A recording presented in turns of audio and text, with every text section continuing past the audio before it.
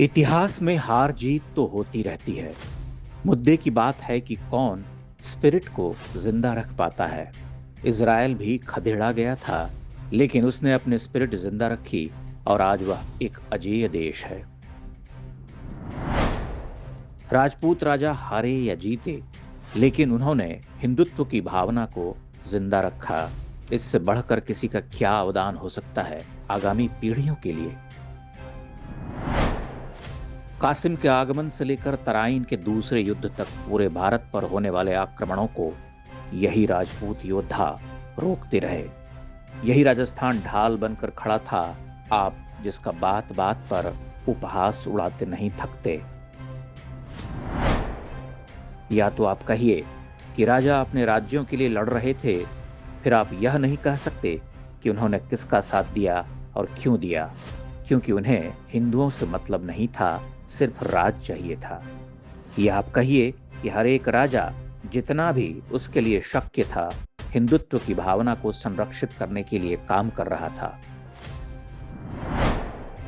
आपके लिए यह कहना आसान है कि फलां युद्ध हार गए, फलां ने साथ नहीं दिया, भले आपको तत्कालीन परिस्थितियों का भान न हो।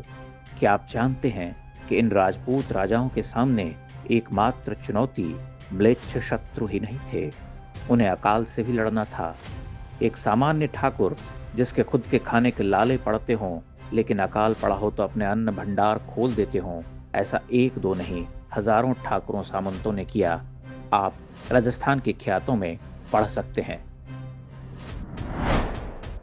आप राजपूतों को गाली देना चाहते हैं तो ठहरिए। मान सिंह के दादाजी प्रताप के दादाजी के ध्वज के नीचे बाबर के विरुद्ध खानवा में लड़े थे। आप इतिहास मंथन से क्या तत्व निकालना चाहते हैं? इतिहास के पास एक साक्ष्य नहीं है, लेकिन आप जयचंद को गद्दार बनाकर घूम रहे हैं।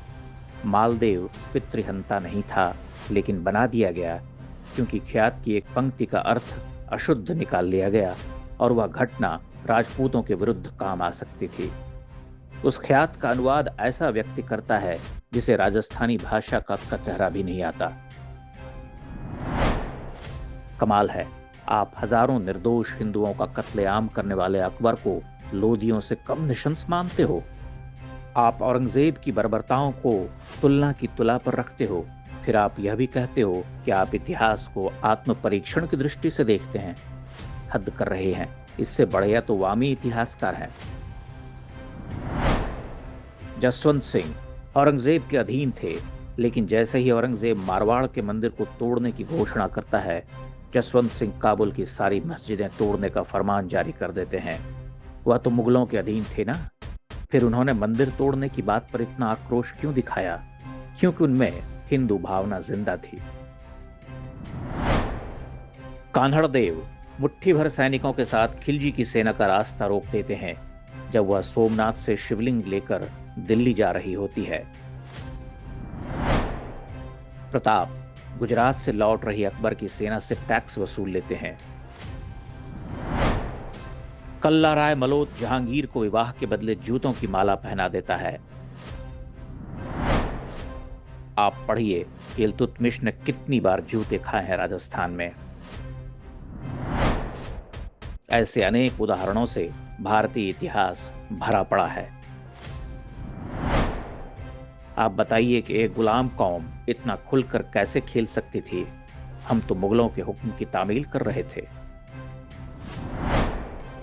महाराणा प्रताप को लेकर स्वयं दक्षिणपंथी भ्रम फैला रहे हैं। प्रताप अकेले लड़ रहे थे, यह सफेद झूठ है। मारवाड़ के चंद्रसेन, सिरोही के राव सुरतान, बूंदी के दूधा, ईडर के राव नारायण दास, डूंगरपुर के सहसमल, ग्वालियर के राम सिंह तोमर और भी आसपास के सामंत प्रताप के साथ खड़े थे। आप अबुल फजल को पढ़िए और जानिए कि उस समय किस प्रकार प्रताप और उनके सहयोगियों ने मुगलों के व्यापार और हज यात्रा के रास्ते रोक दिए थे। हल्दी घाटी युद्ध को लेकर पहले वामी इतिहासकारों ने कहा कि वह युद्ध प्रताप हार गए, फिर आए दक्षिणपंथी और कहने लगे कि युद्ध अनिर्णय पर छूटा था। अकबर की सेना के साथ आए इतिहासकार बदायूनी की पुस्तक मुंतखब उल तवारीख पढ़ लीजिए। मुगल सेना मीलों भागती रही, एक जीती हुई सेना भाग रही थी। कमाल है। गोगुंदा के पास मुगल सेना रात रुकी तो आसपास के जंगल जलाए गए ताकि प्रताप की सेना पीछा न कर पाए। जीती हुई सेना में इतना खौफ क्यों था भला? अकबर ने युद्ध के पश्चात आसफ खां और मान सिंह को दरबार में आने से मना कर दिया। विजयी सेनापतियों को ऐसा उपहार। हल्दी घाटी का युद्ध जून में हुआ था। उसी साल अक्टूबर में अकबर पुनः चित्तौड़ पर आक्रमण कर देता है, अर्थात अपने द्वारा जीते हुए राज्य पर युद्ध। हद है।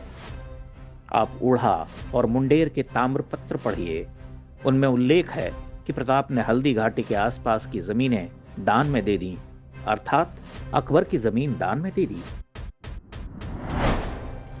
अमर सिंह कायर थे, जबकि दिवेर का युद्ध जीत जाते हैं। राव सुल्तान दत्तानी के युद्ध में अकबर की सारी सेना का सफाया कर देते हैं। कौन थे ये लोग? इतिहास की मुख्य धारा को गोली मारिए, क्या आप इन युद्धों की चर्चा करते हैं? आप कितने मुगल बादशाहों के नाम गिनवा सकते हैं जो स्वयं युद्ध भूमि में हरावल में खड़े होकर लड़ते थे, जबकि ऐसा हर राजपूत राजा किया करता था। राजपूत राजाओं ने पीठ दिखाई होती तो आप और मैं इतिहास पर चर्चा नहीं कर रहे होते। चारणों ने लिखा राजपूत के पराक्रम पर। सांगा, प्रताप, राज सिंह, अमर सिंह, दुर्गादास, जसवंत सिंह, जगत सिंह, राव जैत सिंह, राव सुल्तान, डूंगर सिंह, दान दिया, युद्ध लड़े, दुर्ग बनवाए, मंदिर बनवाए, तालाब खुदवाए। आपको एक क्षण नहीं लगता और आप कह उठते हैं कि चारण चापलूसी करते थे। राजपूत राजाओं का ऋण है हिंदुओं पर। राजस्थान का तो नाम लेने से पहले 2 बार अपने हाथों से कान को स्पर्श कर लेना चाहिए। हिंदू भावना को इन राजाओं ने जिंदा रखा। आप हार जीत के पलड़े में रखकर इतिहास देखने के पक्षपाती हैं, जो राजपूत राजाओं का सरासर अपमान है।